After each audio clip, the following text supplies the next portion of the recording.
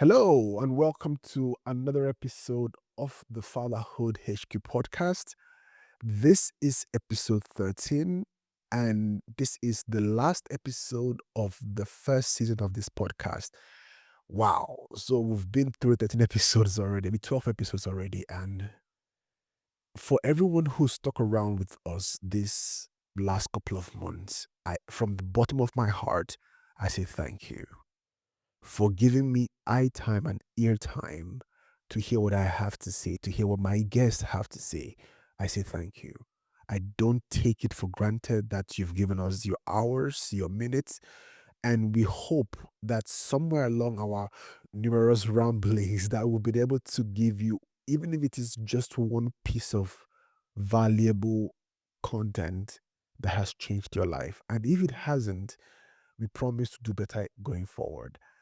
Now, today being the last episode, I really am not here to say anything new, but I'm here more for those who never got the chance to watch our episodes in the past. I'm gonna just reference what we've done in the past and then make suggestions and link up, the episodes that you might want to go back and see them for yourself.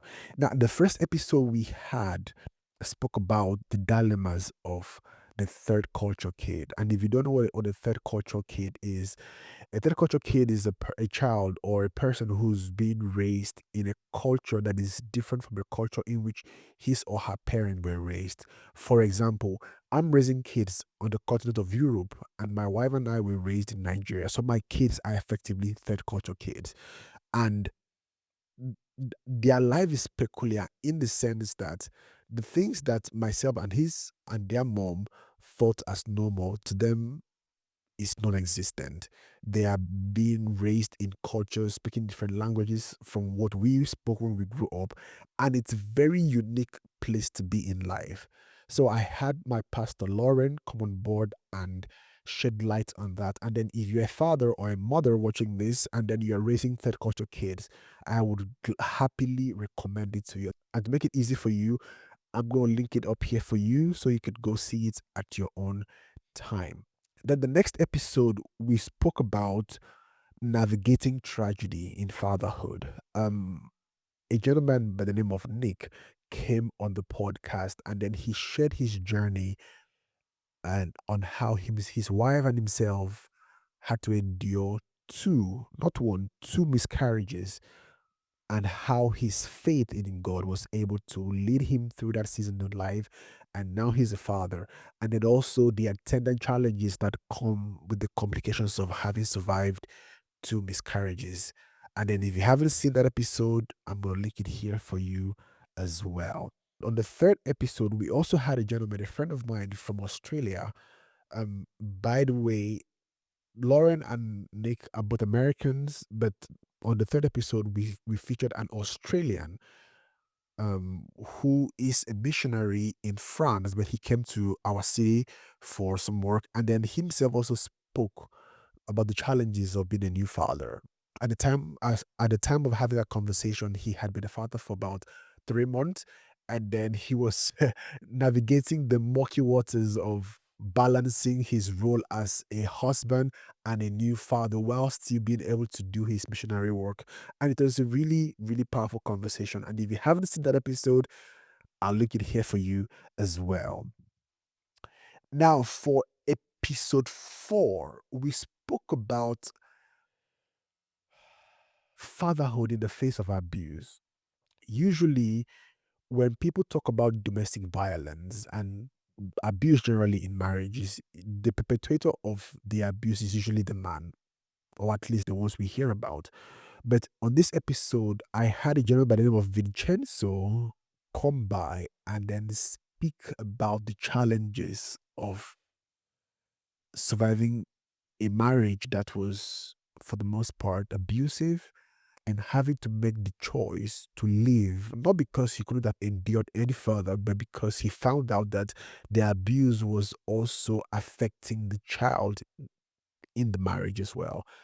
And it was a bit of an emotional episode, and then I got a couple of people message me say, "Yo, why are you guys crying on the episode?" So if you don't want to watch two grown men cry on the on TV, you might want to skip this episode. But if you want to hear how he was able to, through his faith in God and support of other men in his life, navigate this season of his life, you might want to watch it here. Now, because of the feedbacks that I got from the episode 4 with Vincenzo, I was forced to make a solo episode where I had to explain to the viewers what the core message of this podcast is. That even though this podcast is supposed to celebrate fathers, of our fathers' value on how to be better men, or excuse me, better fathers, and everything in between, it is also supposed to be a place where men can openly talk about the issues that affect us, both in our lives, in our marital lives, in our academics, in our financial life, even. And I had to give that context on why it is important we also, as fathers, understand the spirituality of fatherhood. It is short, I think about, let me see, I think it was about um a short 22 minutes video, nothing lengthy, and I'm sure you would like it. I'll link it up for you here as well. And then I start with Dwayne for episode 6. And then we spoke about fatherhood and legacy. So Dwayne is a Jamaican American who currently lives in my city. And then we spoke about the challenges that most fathers face when they don't prioritize legacy. And it was really a time of refreshing because we were able to share our thoughts and bear our minds on what the most important things are. Not the fluff, not the razzmatazz, but the most important thing in life, which is legacy. You'll find it here somewhere as well. For episode 7, for episode 7, I had my friend and brother Bruce, who spoke about raising kids abroad and how to navigate the changes that happen. Like I told you on episode 1 where we spoke about third culture kids, one of the things that kids who are raised abroad tend to lose is culture, heritage, and language. So Bruce and I, we discussed on the episode why it is important for us to hold on to our languages, even though we have to learn new ones when we move abroad. But we emphasize the need to instill our African values in our kids. Not everything in African value is proper and nice, but sometimes knowing that those values exist is a good way to keep our kids grounded, especially in a rapidly changing world. You'll find the episode linked somewhere here. Now, in the next episode, I spoke with my friend, my very good friend, Ambroski Danny. Danny is an amazing gentleman. He's a father of 3, a husband of 1, and he's raising a child with Down syndrome. Now, anyone who knows anything about raising a child with special needs know that that is not a piece of cake. It's not a walk in the park. But Danny has made it very gracious, very easy, or it appears easy. And I was interested to, sit with him and talk about the challenges he faced when he found out his child had Down syndrome and the things he's doing to make sure the child is able to have a more integrated life in the future. You'd find the episode linked up here. Then halfway through, I was lucky to have my pastor's father-in-law come visit us from America, and then we I was honored to have him on because he was the oldest and the most experienced father I had on the podcast. He has been a father for north of 40 years. So of course he knows a thing or two about fatherhood. So he came by and shared his ideas with us on how to be a father while being in the active service of God as a missionary, because he serves as a missionary in Ecuador and other parts of Latin America. And bruh, the episode was, I literally couldn't say anything. All I did was sit there and just listen, because he was just pouring out wisdom after wisdom after wisdom. So, if you want to hear 40 years of fatherhood advice distilled into 45 minutes, you'd find it here. So, in the next episode, I sat with a gentleman that I respect deeply, not just by how he carries himself, but by the things he has said and has done in my presence. Aaron and I sat and then we spoke.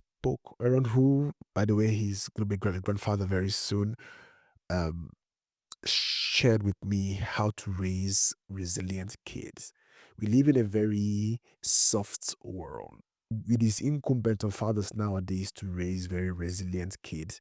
So, him being a more experienced father was willing to sit down and share his experience and his thoughts with us.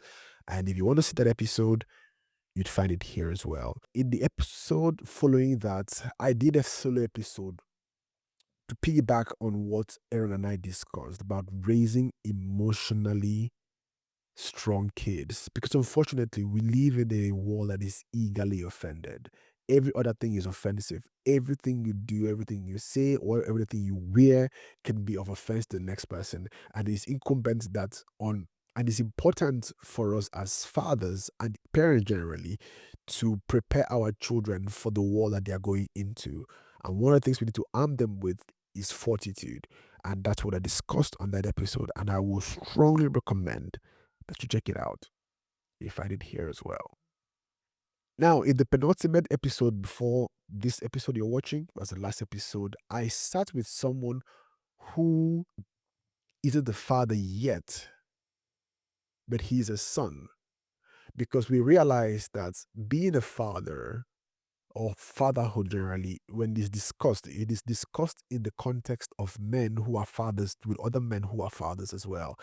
And whilst that is a very healthy thing to do, which is one of the things this podcast is designed to engender, we also realize it is important we bring in other voices who aren't exactly fathers because they are the beneficiaries of fatherhood. So I brought my friend and brother Gideon on board, and we discussed some of the things, some of the dilemmas of the father-son relationship. I'm pretty sure you really enjoyed this episode. So if you haven't seen it, you find it here. And today is episode 13. We would take a 2 weeks break from the day of publishing this video to prepare for season 2 of the podcast. And we hope that in this season 1, we've been of value to you. And if we have, I'd recommend that you like this video, subscribe to the channel, turn on notifications so that whenever we post a video, you are the first to know, and basically share this video to others as well that you think might benefit from watching this video. Thank you so much, guys, for your continued supporting with your likes, supporting with your comments, supporting with all that you've got. We don't take it for granted. And thank you for spending these 30 weeks with us. See you next season. Thank you.